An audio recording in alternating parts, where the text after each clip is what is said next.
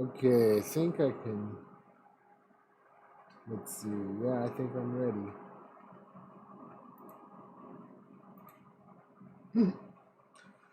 Hi, it's me, Gilbert, with HPDS. I am gonna go ahead and get started doing some development.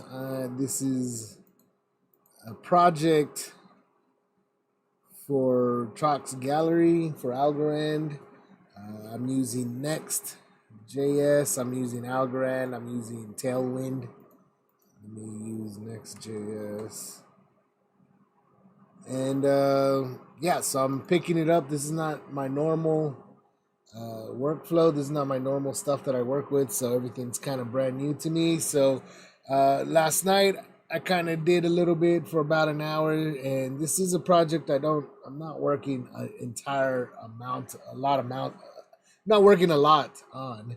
It's just something that I'm doing in my spare time. So that's why I'm picking up something new with it. And so last night I started getting into the Tailwind, and so that's what I'm gonna go ahead and take a look at right now. This is what it sort of looks like after I messed with this flex box. So remember, if you remember anything about Tailwind, like I said, I don't know anything about it, but I came across the documentation over here and the core concepts, this utility first. If you don't know anything about how this kind of concept works, I'm familiar with Bootstrap, so obviously it's very similar to Bootstrap, only it's got, different utilities. So I am working on, there's a grid in Bootstrap. So I'm kind of trying to figure out how Tailwind handles this, and I've come across this Flexbox and grid. And so, like Bootstrap does, you put columns and you tell it how many columns out of 12 columns that it has, and you tell it, whether it's going to be in the small breakpoint or the medium breakpoint. So this, I've already discovered that it does have breakpoints, and you just put the breakpoints like right here. Um, the small, medium, large, extra large, and then 2XL apparently. So you just you put that, and then you put the colon, and then you put whatever utility you're going to be using. So I am going to go ahead and I figured that part out. Now I'm trying to figure out this Flexbox situation. And Flexbox, if you know anything about Flexbox, that's CSS. That's some styling. Flexbox is pretty interesting. It's come out in the past several years. It's not, when I learned HTML, there was no Flexbox, or when so it's something that's pretty cool that's come out in the past few years. But let's take a look here.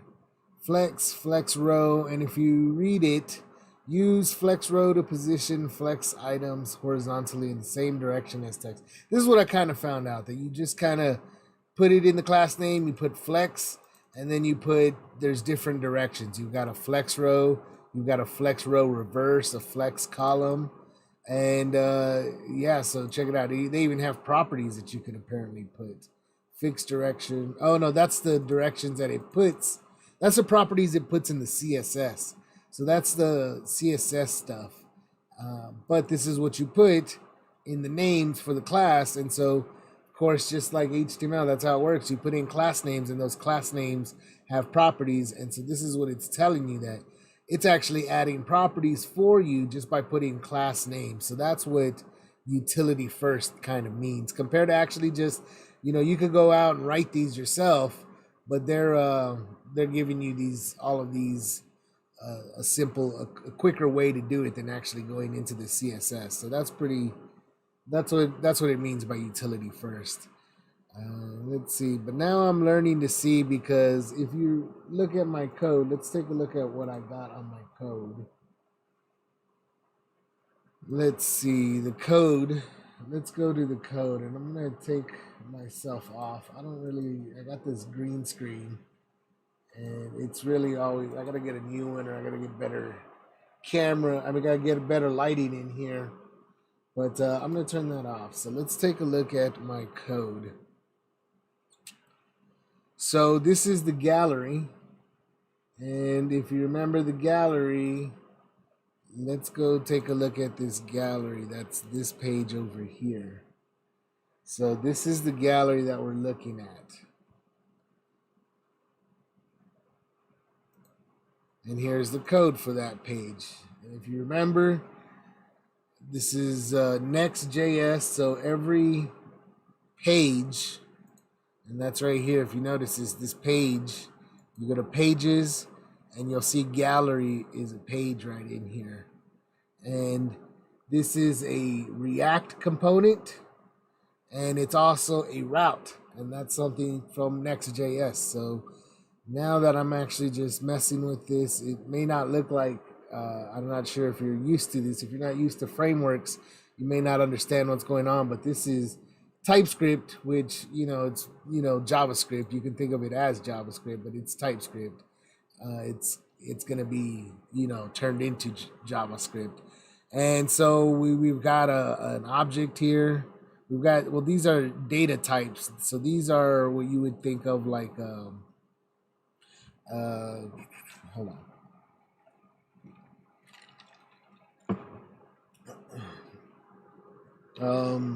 What am I thinking of? I can't even remember the word. I always forget words so easily.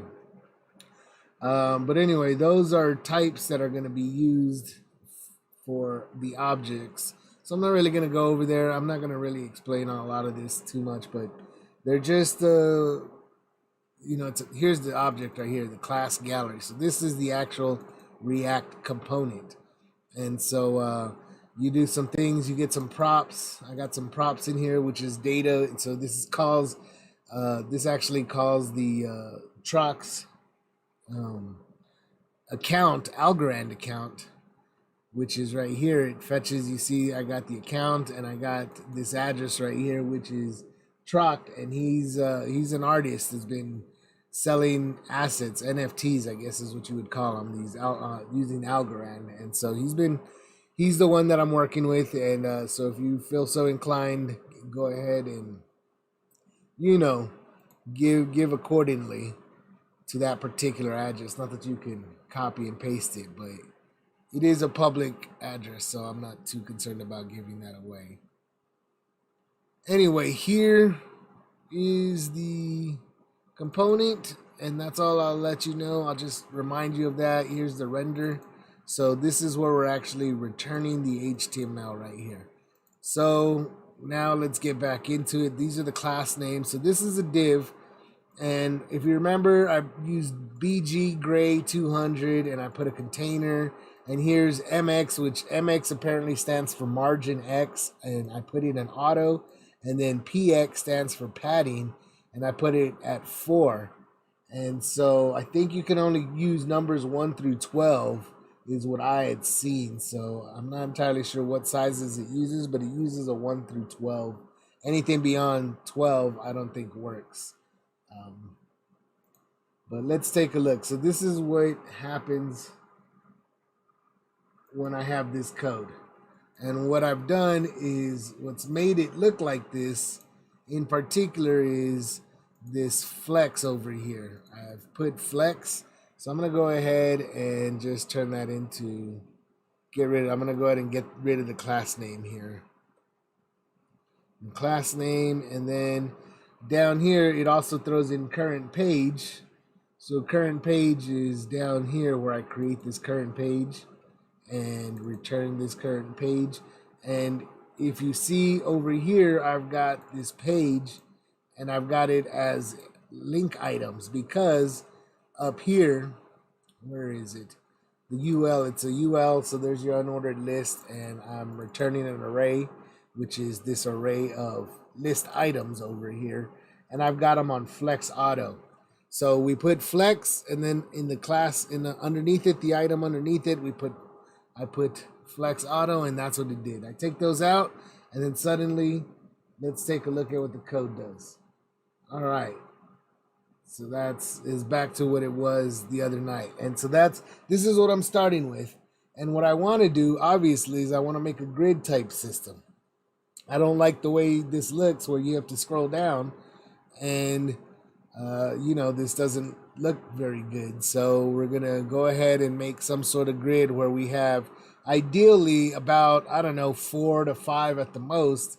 And then depending on the size of your screen, it'll be, so for example, this is perfectly fine if, say, we were doing, this is like a mobile, like a Moto G4, for example.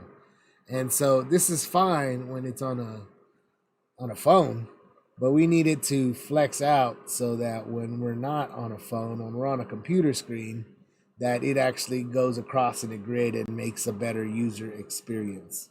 So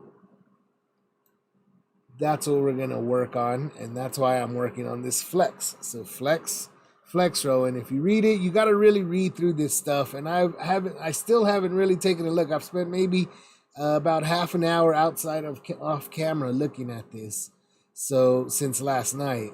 And so let's get to it. So the flex direction, and I'm not really interested. I'm kind of interested in making rows. So I like what it's doing here, rows.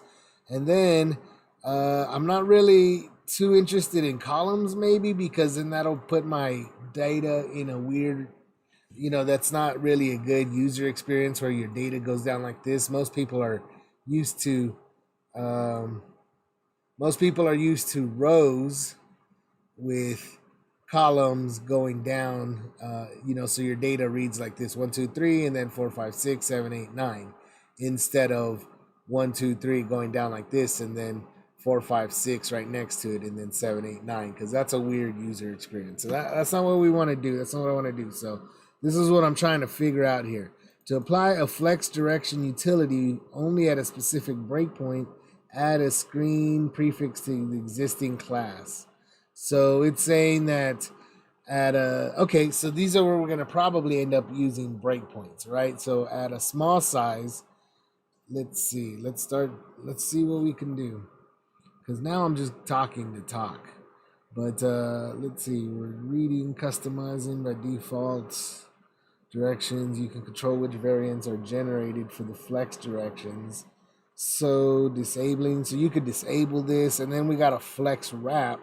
Utilities can, so this is the wrap. So if normally it's got flex no wrap. So look what that looks like. You can see what that looks like. Wrap normally. So this is what we're probably going to be looking at. Wrap normally, flex wrap, to allow items to wrap. So you put it in the class, and now these divs are going to be like our list items. So this div right here, the class, that's going to be like the UL, the unordered list. So let's go back to the code and start messing with that. See what we can find out.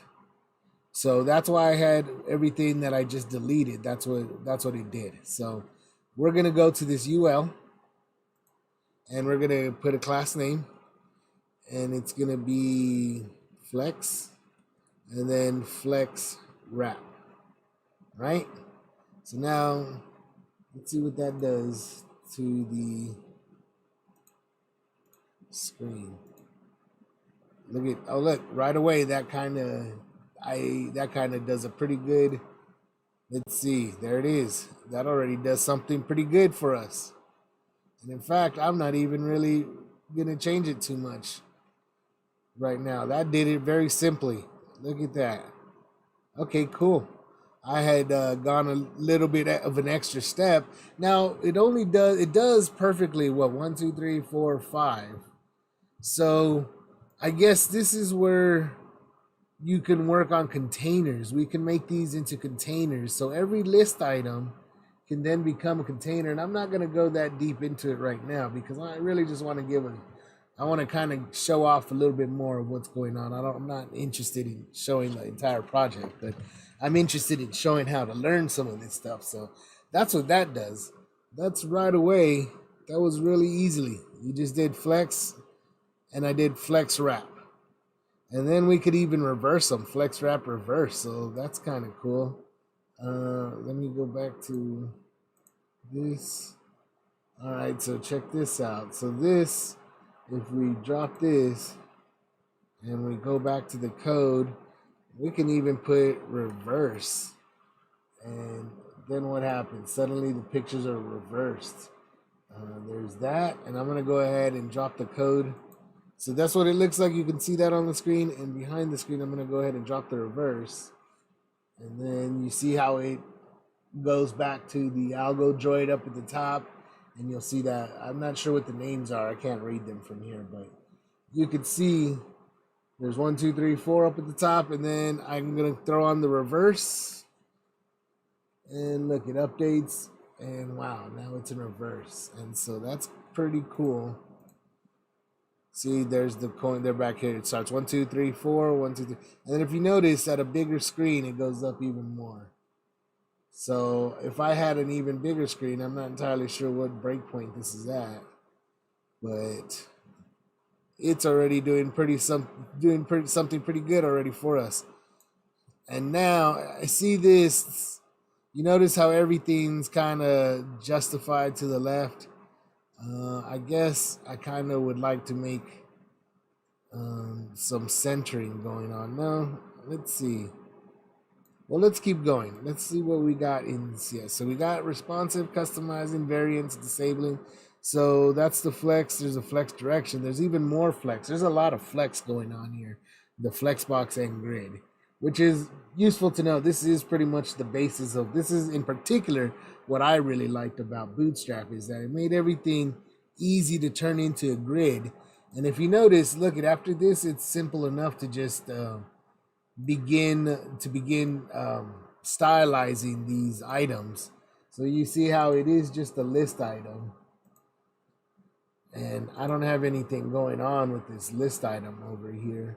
But right here, it becomes just as simple as, where is it, right here?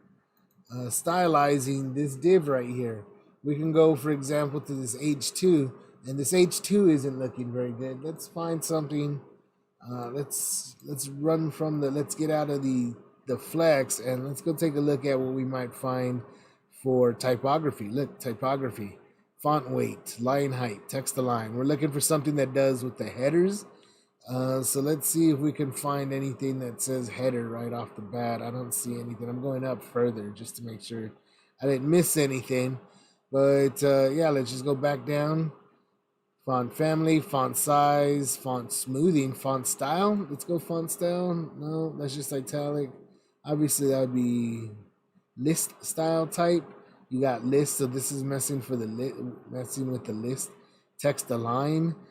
That's going to be kind of cool. Text transform, which is uppercase and all that. I don't see anything in particular about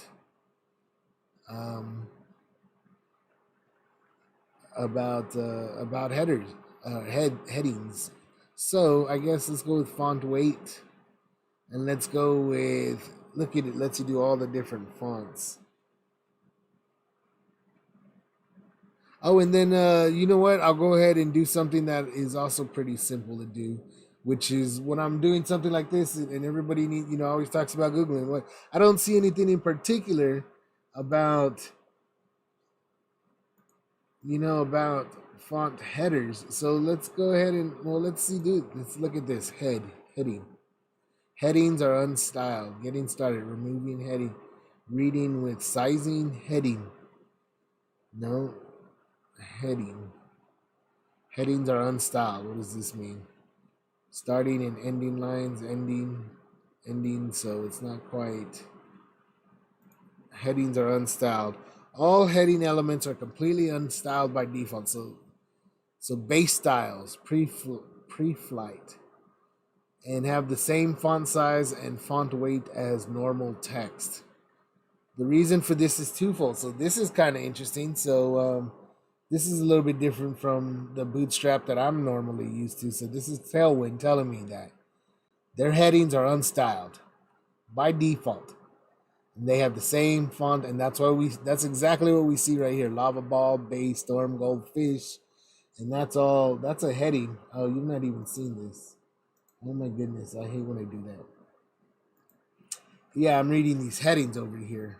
I've been talking now for a little while, so let's go back a little bit, and this is where I'm back at. I went ahead and I just searched for a heading, and I found in pre-flight, which is down in the base styles right here, Pre-flight tells me that headings are unstyled, and it tells me, and this is what I'm reading, and this is what I was saying I see. So these are headings, but they're not styled. And it tells me this. The reason for this is twofold. It helps you avoid accidentally deviating from your type scale and aren't guaranteed to exist in your own type scale. And in UI development, headings should often be visibly de-emphasized. Making headings unstyled by default means any styling you apply to headings happens consciously and deliberately. You can always add default header styles. So you can always add default headers by adding your own base style. So it tells you how to add your own base styles. And you do that, that's a base style. So that's even something that I'm not even sure. I haven't used Tailwind, but it looks like you just go in right here and you put in at layer base and you apply. And so you do something over here in one of the in that global CSS file, and you could change your headings right there. And let's see what else it tells me then. So it tells me, you can use font face rules for, you can also layer that using a plugin. So there's plugins that you can use. That's interesting. So this is all stuff that I'm not even sure what's going on here. So let's see more. What else here? So then I guess I'm going to go ahead and try to go with this style right here. I'm going to go ahead so that I can get some practice using this. I'm going to go ahead and add some base styles to these particular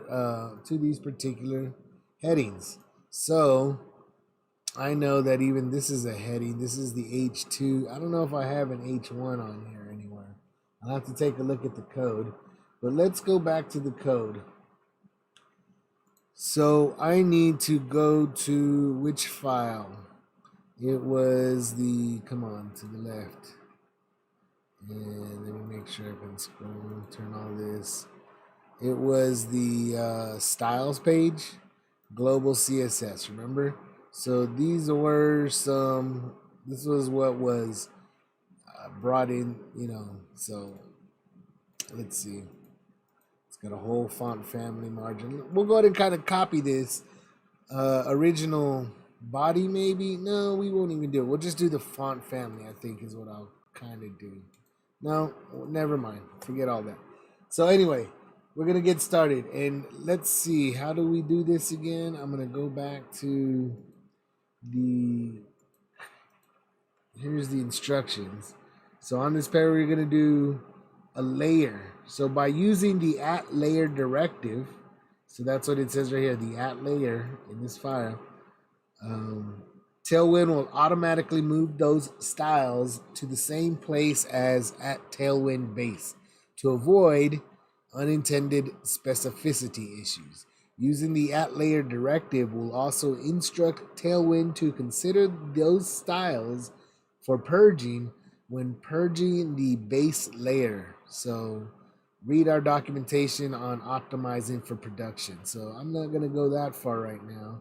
It's a good idea to use apply or theme to define these styles to avoid accidentally deviating from your design system. So this is really cool because you can actually add themes. You can use apply or you can use theme. And I haven't read through the themes, but the themes clearly lets you go out and see you can make a theme right here and you can change all the CSS in that particular theme. So you could save a theme here. You can save multiple themes for, say, for example, like the theme for, I don't know, like the dashboard. So when I get to the dashboard, you'll notice that there's really nothing going on here, but this theme might look different than this theme. So for example, the headings might be different. Maybe the text style might be different. The backgrounds, maybe, all kinds of things might be a little bit different. And I can save that as simply as using a theme somewhere or another. And I'm still, obviously trying to figure that out, but that is what I am learning that you could, that is what is the potential, what you could do to it. So when I get that far into it, that's something that I can remember and think about as to provide a solution if that be the case, you know. But so anyway, let's go back to what was this? Let's go back one more page. So we're gonna do at layer base, and yeah, we'll go at layer base. In fact, let's just go ahead and copy this. Why not, right? It's got apply text 2XL, text XL. So it's saying that the H1s are gonna be 2 times larger, and the H2s are gonna be just extra large. And this is using, you notice, it's using text XL. So that's got to be one over here. Let's take a look at what that is. What is that? That is, got to go down here, where is it? Spacing, sizing, text. So we're using text size probably. Was there text line height, text transform, text decoration? Well, text XL is clearly a rule that it's using, but I'm not entirely sure where it is. Text transforms, text, that's not what it is. I guess it's got to be letter spacing, line height. Look, it even has line height, list styles, text align. So I'm not even seeing where the text size is. Background size, ring, filters, tables, transforms, interactive. Look, there's even more than I did. Okay, and there's an official plugin. Well, either way, let's go back to the code. Get back to it so we can see what it does. So now I'm just going to go ahead and apply that. It's got the at layer. And you notice it's giving me some sort of unknown rule. Let's see, base. Let's go ahead and see what that does now. Put the code back up there, put the site back on. And you'll notice that right away, dashboard got bigger. These algo droids, these are also headers. I think these are header ones. You'll notice that they're now twice the size. I guess we could just apply, let's see what kind of text weight we got over here. And notice I'm not even trying to use normal CSS. I'm just trying to use Tailwind here. These are things you could do using Tailwind. You don't even have to get into the CSS, because I could just start going into the code over here, and I could just start writing a CSS file. You know, I could go to the gallery and I could just start writing new class names that I could add to this list item, and then I could use those class names, and I could just use this. I could import the styles page over here, which was that home module, and I could just over here in the home modules, I could just start writing my own, you know, H1s right here. But then this would only be this would all be just normal CSS. That's just your standard practice, or that's just your standard way of doing anything. But I'm just using, but instead I'm using all Tailwind to just add class names to, so I don't even have to do any of that. Let's see what we're looking for. I'm looking for something to make them more dark now. Let's go ahead and, how do I make them bold? Border width, border background. Let's go back up, find text align, text opacity. And so it's got to be font style, italic, non-italics. How do you do a bold? Let's see, font weight is probably what I'm looking for.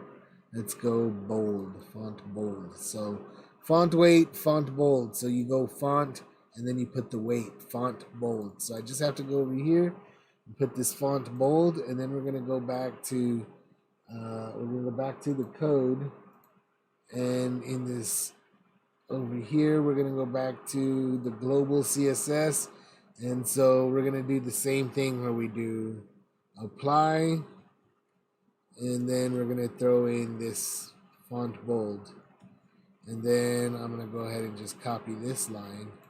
Do the same thing with the H2s. So now let's go back to the code. Let's go back to the site, and we always gotta go back. Okay, it reset. There it is. It refreshed, and now you notice Algorand collect. These are These are H1s, I think. No, these got to be H2s. Yeah, if you see, it says H2. So we could even. I kind of don't like how they're. We're gonna try to do some padding and some margin, I guess. So let's text center them too. Why not text center them? Let's go back. And then how did we do? I'm just gonna do apply text center. I think that was one. I think I'm not sure. Maybe I'm making that up, but I think we used text center at one point, didn't we? So let's go back to this and let's see if it centers anything.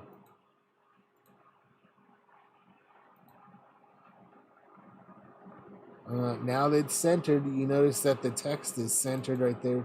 And now let's go ahead and, I don't know, let's give it some margin on the MY instead of the MX. Last time we used MX with that coding, so I'm going to assume that MY goes ahead and applies. Let's see, apply.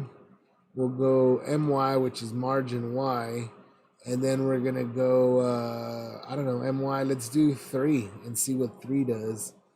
And apply MY3. And then let's copy that. Apply MY3. And then, oh, and I did that all here so you can't even see it. Let's see what happened here. Did I break something? But anyway, what I did was I came and I added apply MY3, MY3. So now let's go back to the code, the site. And that looks like maybe I broke something. So what broke here? Oh, no, that was something else. Maybe it just broke. Oh, look, you can notice that it suddenly does have some margin to it. It's got 3 margin. I guess so that might be like 3 pixels, or I'm not entirely sure what it's doing as far as the 1, 2, 3, 4, 5, but it works all the way through 12 is what I had checked before I had actually gotten on. So, but now let me see.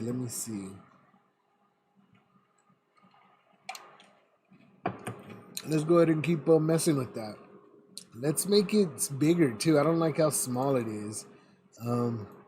So let's go back to font size. Let's find font size. Let's go text large. We'll go text 2x. Well, we already did that, right? So let me see what happened. Wasn't the text already text 2L? Yeah, it was. We had already done that. So this. What happened here? Okay, everything froze on me for a moment. Okay, so apparently this 2XL goes up to 3XL, 4XL, and 5XL. So I don't like the size of these H2s. H2s need to be bigger. So let's go H2s and let's change that back to 3X. So these, let's go 2XL. Is the same thing. So now what I've done is I just added the 2XL to the H2s. And let's see what that looks like. Refresh that. This is 2XL. I don't really like 2XL. Let's go with 4XL. Let's see what 4XL does. And I'm going to do this off screen. 4XL, now it's compiling. Let's see, eventually it refreshes. Let's say I refresh it. This cannot be right. I feel like this doesn't look right. Oh, look. No wonder why down here are H2s. What are these? H2s. So these are H2s, and I guess this is actually Algorand is the H1. So this is an H1. So that is my bad. So this is 4XL. That's my bad. That's what I was doing. So they have gotten bigger. That looks about better. So then I guess I'm going to go ahead and do 5XL. We'll do 5XL. If you come back over here to the code, we'll change apply text 5XL. And so that's pretty cool. Let's go back to 5XL and let's see what that looks like.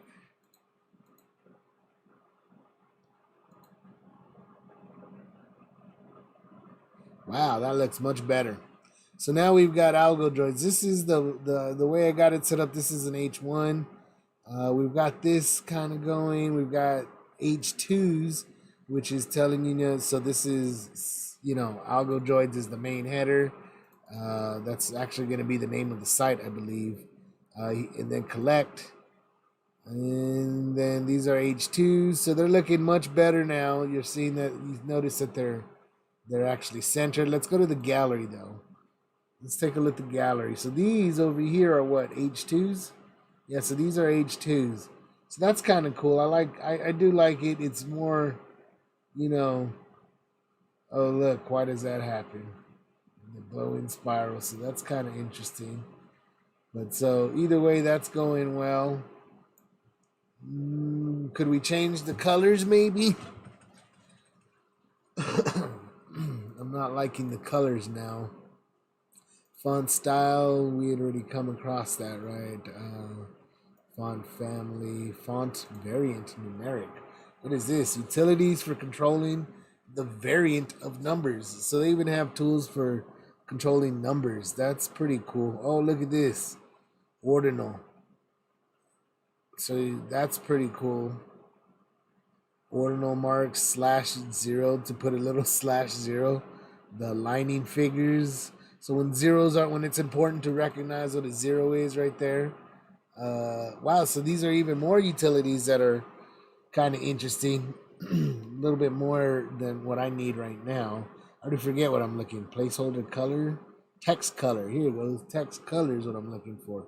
Text white, text gray, text gray 200. Look at, so you got all kinds of colors here. Text red, and you got weights to them. Text yellow.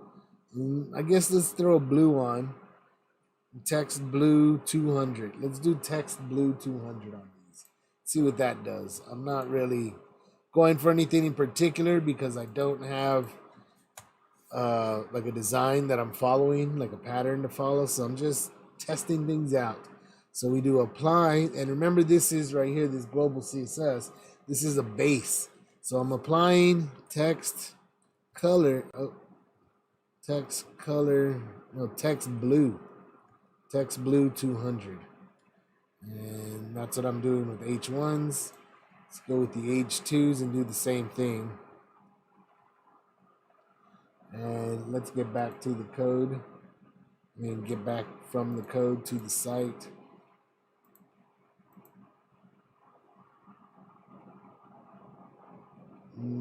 Anything happened? Let's see what happened. It's still refreshing. Still refreshing on me. Why is it still refreshing? It doesn't matter. It worked. Okay, so that's the blue 200. It doesn't look that great, but we know that it works. So I'm going to go ahead and maybe try a few different ones. Let's go ahead and try text blue 400. And I'll do this off screen so you just know what I'm doing. But this is what it looks like. Let me change it. Hold on. Change it. We'll do this. No, that's not what I'm trying to do. I did a boo-boo. Let's do that. So now, let's see how long it takes to refresh. Can we refresh it?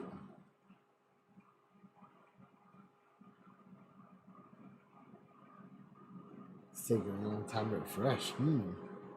What is going on here? Am I breaking something? Still breaking. Server error. Server error. Call stack. What is going on? Syntax error. Did I make a syntax error back here? I don't think so.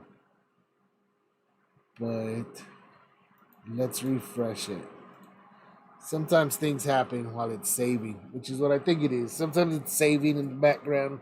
Okay, so that gives it a little bit stronger of a... I put 400. That's text blue. Not really liking too much that they got these. Maybe, I think you can obviously... It says control the text colors, so you can change colors pretty easily, and I imagine you could customize these text colors. Yeah, and you can right here. By default, Tailwind makes the entire default color palette available. Also, this is the entire default colors, so you could have all of these. These are your colors that it gives you, the default colors.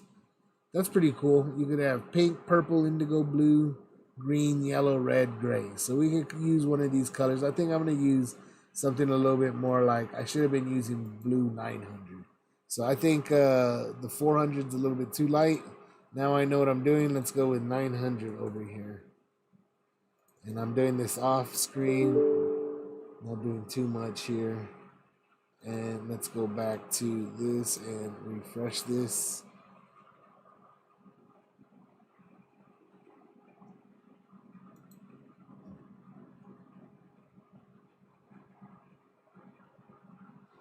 That's a little bit better. That's kind of something what I'd be looking for. So now you see that, and you see the flex box.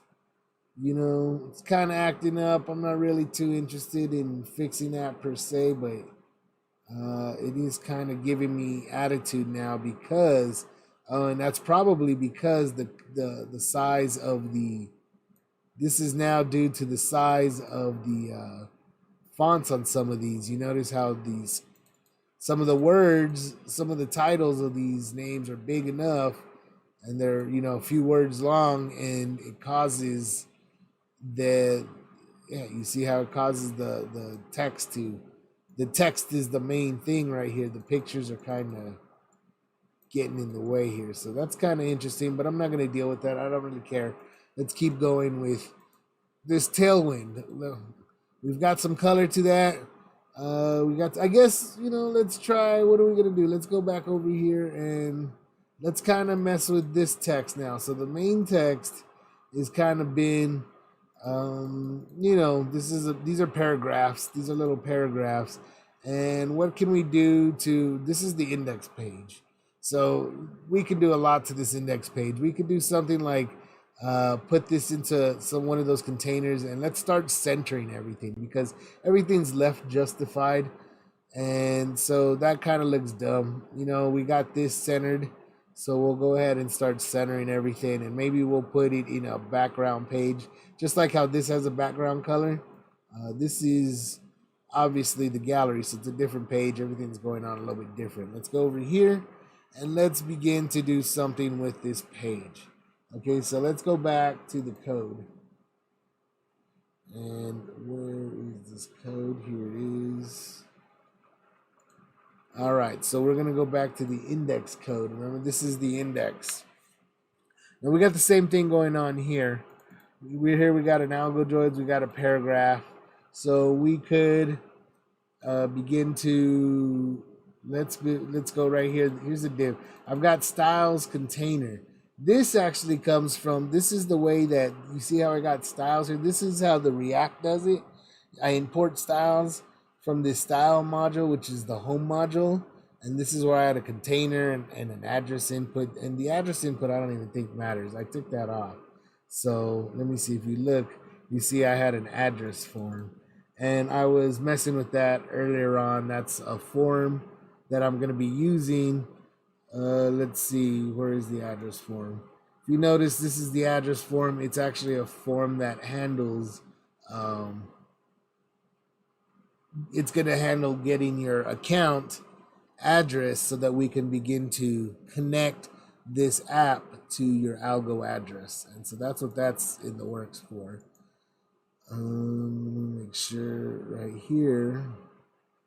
And this is code that I don't need either, so I'm just leaving that scripted out for later. So this styles container, apparently that puts this into a container. So this is already in a container, but this container, let's see, there it is, div class home container. Let me open this. Somewhere down the line, home container. So div. Yeah, so this is basically the home container.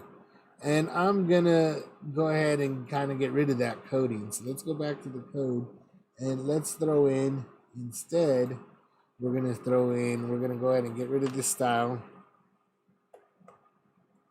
And we're gonna put in this. And what are we gonna be putting? Container, right? Container was something else. And now we can go back to this And let's kind of refresh it. And you'll notice that now it says container, right? So we've got container. Let's go back to Tailwind to see kind of what this was all about. If you remember, let's see, container. It's the layout. Container, it's a component for fixing an element's width to the current page. So that is what this is doing. If you see in the gallery, it's kind of got a better idea. In the gallery, you can see I put a container over here over the whole thing already too. So this has a container right here. And if you'll notice, I actually put the MX Auto. So this was all that I kind of came across just in that little tutorial. The MX Auto is the margin X auto, and that's what centers it on either side. And then the PX, which is the padding, I put PX4, and so that's what gives it a little bit of padding. So I'm kind of going to go ahead and do the exact same thing. You can't really see it because I put the background gray. And in fact, you know what? I might as well just copy that whole thing. It's not the greatest look, obviously, but we're going to go ahead and do it so that I can see what is happening.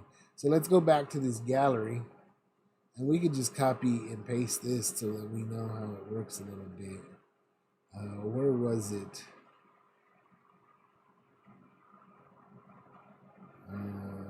I think it's, I don't even remember where it is. Class name, here it is. Right here. We'll go ahead and copy this just exactly as it was so that there's not too much of a change. We'll put it right here. Get rid of this class name, and we'll do that. Background gray 200 container MX Auto PX4. And what does that do? Well, it's going to make the index page look a little bit more like this gallery. So the home page. So here's the home page. Now you'll notice that it's got that little background.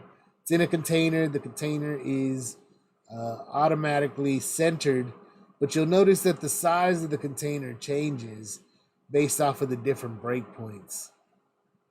So you see right here, we're going to have it so it gets short. And so this is kind of cool because what it does is it always keeps the container the same size. And that I think you read right here. This is useful if you'd prefer to design for a fixed set of screen sizes instead of trying to accommodate a fully fluid viewport. So in Bootstrap, there is actually container fluid, and then there's container, which actually does what this does. So this doesn't do it automatically, where Bootstrap does have a container that automatically kind of centers things. And then there's also container fluid, which has everything go straight to, because, for example, we could go ahead and take out, let's take out the padding. Let me go ahead and take out this padding and see what happens. So PX4, we're going to take out the padding and then see what that does in the website.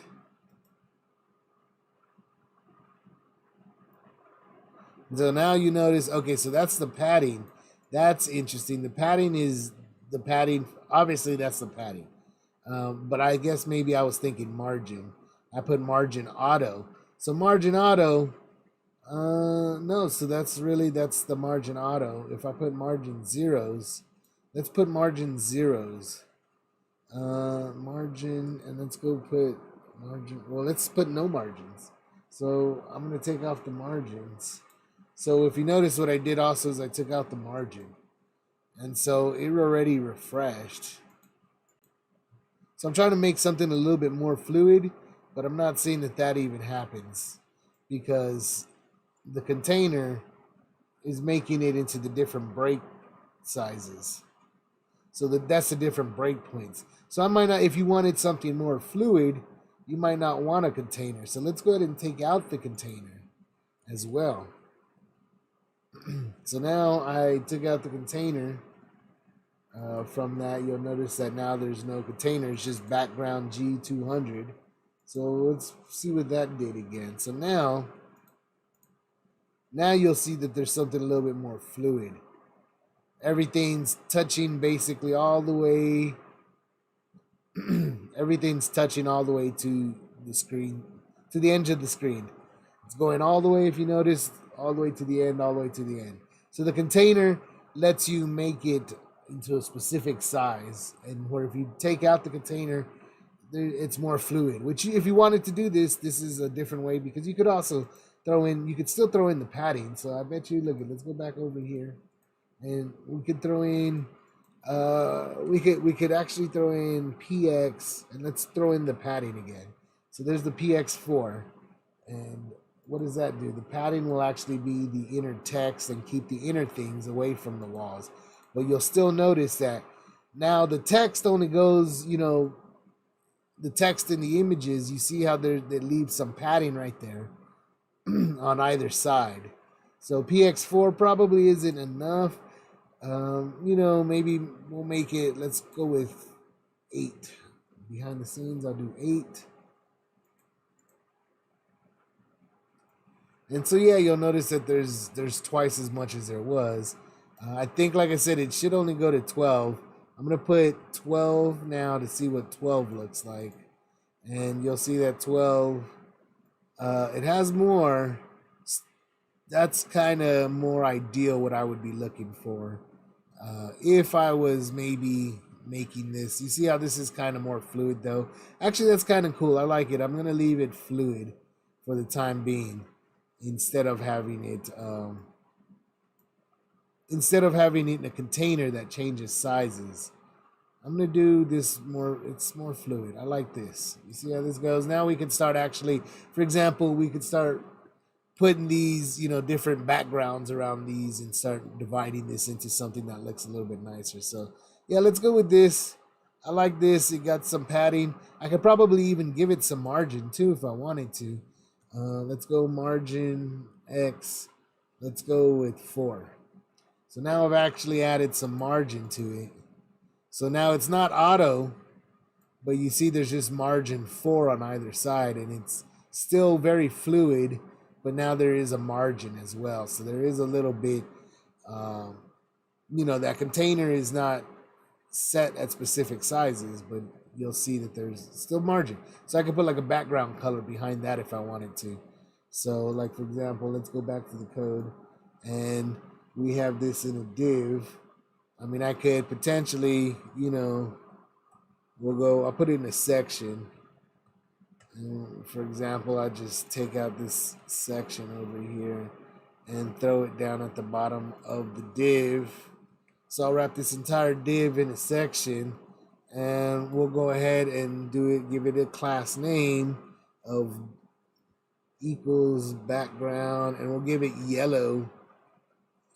And we'll go, I don't know, make it real heavy and do 800, right? And then, so now we've put it in a section that has a background yellow 800. Take a look at that. Now you see that that's a weird yellow one, weird yellow back there, but that is yellow 800 apparently. So you'll notice that now there's some color around the border on that side. So you see this is more the line that I'm kind of looking for. This is maybe there's too much margin. So I'll go ahead and take out some of that margin. And let's margin. Let's take a look at margin. Oops, I put up my Netflix. I don't want to do that. Margin, we had margin 4. Let's drop that down to let's just give it a little 2, and let's maybe make this 200, and maybe make this a little lighter.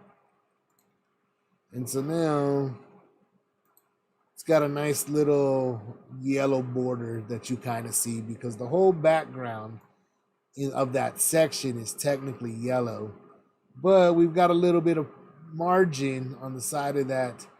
It's not a container, it's just that div. It's got a little bit of margin, so it kind of gives you a nice little ring, or line, a border is what it kind of does. But we got the padding, so we're gonna give now this paragraphs. Look at how these paragraphs just run right into each other. These paragraphs need also some margin. You need margin or padding. Let's go with margin. So we're gonna go back to the coding, and we're gonna mess with some, let's see, what are we messing with over here? we're going to go ahead and mess with these paragraphs, and we're going to give them some margin. So let's go back to the globals. So let's go back over here to the code. So we're going to go back to the globals. And right here, remember, we got the H1, H2. Let's go ahead and throw in a paragraph. Paragraph, we're going to do the @apply. And then we're going to go with margin X. And let's go with let's go with margin. I wonder if I just do M, if margin 4 will give it all the way around. So margin X and Y, maybe it just handles with the M. I don't really know this for sure. I'm just testing it out. Oh, and look, it tells me on the front end, syntax error. The M class does not exist. So let me see. I'm refreshing it. And I'm not entirely sure that that was true. Maybe it was just M by itself, because it's working now. So that was, again, an issue with the saving. So let's go M. Let's look at these paragraphs. M. We'll see this paragraph right here. What do you have style-wise? It doesn't even say a class name on it. So let's see, there is no class name. Let's go ahead and take a look at the margin. Margin, it just has a margin of 1 rem. So look at that. I take that off, so it did work. Yeah, if you notice that this was added at global CS 2022, so global CS 22 page, or that is exactly, if we go back to this, global CS 22. So that is what it is. Global.css line 22 is the paragraph. So it applies M4. Let's go ahead and do I don't know, let's go 8. So now we're applying M8 and we're going back to the code. And if you notice that right away, that's just from, it says the class M dash. So you see that's what the error is. This is refreshing before it actually, I got auto, I got save, it saves with every letter, every stroke that I make. So there goes refreshing. And now you'll see that it's got a much bigger margin. And we'll go back to, you will see this margin right here. And then now we see 2 rem. So apparently every 4 is a rem. So every number is 0.25 rem is what it's looking like. So I've seen that. I got a pretty big margin on either side. So we can do this, and we want to now, let's go ahead and make everything centered. I want to make everything centered, so I'm going to go back up to the main section. Well, I'm probably going to delete that section eventually, the section tag. But let's go back to the code. We're going back to the index. And what are we doing over here? In this class name, we're going to do text center, because this is the main div. And we want to center everything on the page, right? Either that, or we could get another page, another div, and wrap it around the main. Because if I do, let me show you what I'm talking about. If I do text center, so that was another one of the things that we've used. So I can already start, this is how you learn it. I start using that. You learn what you can use. So now let's use it. Everything's centered now. Now you'll notice that the text is centered. The images are centered. And I can make this, let's go back over it so you can see this. So you can see back and forth now, everything's centered. That looks kind of dumb. Look at the, you got the images, but you've got your text kind of going bigger. So that's why I think it might be better to actually have another div that wraps around everything. And also on top of that, if you notice that this is centered also, this is what is acting as my, right now, this is, there you'll notice this is acting as my navigation right now. So I kind of might not want that centered, because look, if you go here, I kind of like it on the left hand side. Maybe I'll actually put it on the right hand side when the time comes. I think I'm leaning towards the right hand side. But let's go ahead, and that's why I'm gonna wrap this. Let's go back to the code. Let's wrap this. Let's see, we'll wrap this. Oh, well, we've already got this. We'll wrap this right here in another div. We'll get outside of the navigation. I'll take out this text center. What is that? MX1. Yeah, MX1. I'll take out this text center. So now over here in this div, we'll put the class name equals, and we'll call this text center, right? And this actually might be better as a container. And yeah, this might be better as a container, but I'm going to go ahead and X out of this, and I'm going to go around the image, and I'm going to go everything around except for, let's go ahead and do this. After the last paragraph, there's the div, and I'm going to go ahead and grab all these paragraphs, and I'm going to do that so that everything is okay. So now I've got this in a text-centered div of its own. So let's take a look to see what that did. So this is kind of more what I'm looking at. So now you'll notice that the images and all of this is actually centered pretty good. But my up here up top, it's still left centered. And in fact, I'm going to go text right. Let's see what happens when I put that. Let's go back to the code of here, and we'll go to the navigation. You'll see that this is navigation is its own component. And just to show you where that comes from, I import navigation from components, templates, navigation. And so that's up here on this side. You'll see here's navigation. So this is that link. And you'll notice that I don't even have these very well. They're not stylized at all either. They're just links that click. They're just standing right next to each other. So this div right here that holds them all, I'll do class name equals, and we'll go text right, and let's see what that does. I haven't even seen if you could use text right, but I'm assuming you probably do. So yeah, now you'll see that it's over far right, and that's kind of more along the lines of what I'm looking for. So now we go to gallery, and you'll notice that even on the gallery and all the other pages now, dashboard, they're all gonna have it to the right, because navigation is its own component. And so it's on all the pages. And so when I make the change in the navigation component, that changes for the whole site basically. And so that's pretty cool. Now you notice that I got that to the right, and we got this kind of more centered. And yeah, so that's going pretty good. And I'm looking at my time. I've been doing this about an hour. This is just another test. So I hope I'm actually going to go ahead and stop this particular stream now. This has been another episode. Let me go ahead and throw my pretty little face up. But anyway, so I'm going to go ahead and stop, and I'll continue on this later. I've got other activities that I must be getting to. In the meantime, I'm just showing you. I hope, if you've been watching, and nobody's really been watching, but if you end up watching this, hopefully you kind of got an idea of what I'm doing here. This is Tailwind inside of Next.js, which is React components. So keep that in mind. I'm not very familiar with any of this. You're seeing me learn it as we go along. So I hope you really like what I've been doing. This is just picking up Tailwind.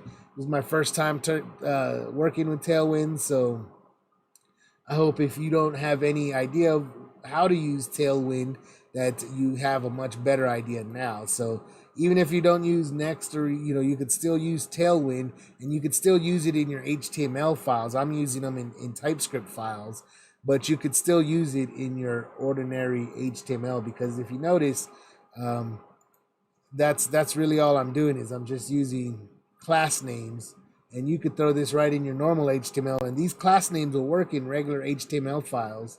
And even this global CSS file will do the exact same thing, where you're still going to use the @Tailwind @layer-based, because this is all part of the Tailwind system. So anyway, but I'm going to go ahead and sign out for the time being, and I'll get back to this maybe even later tonight. I'll get back on it, and I kind of am going to be I've enjoyed doing this. Hopefully any people will watch it and learn something.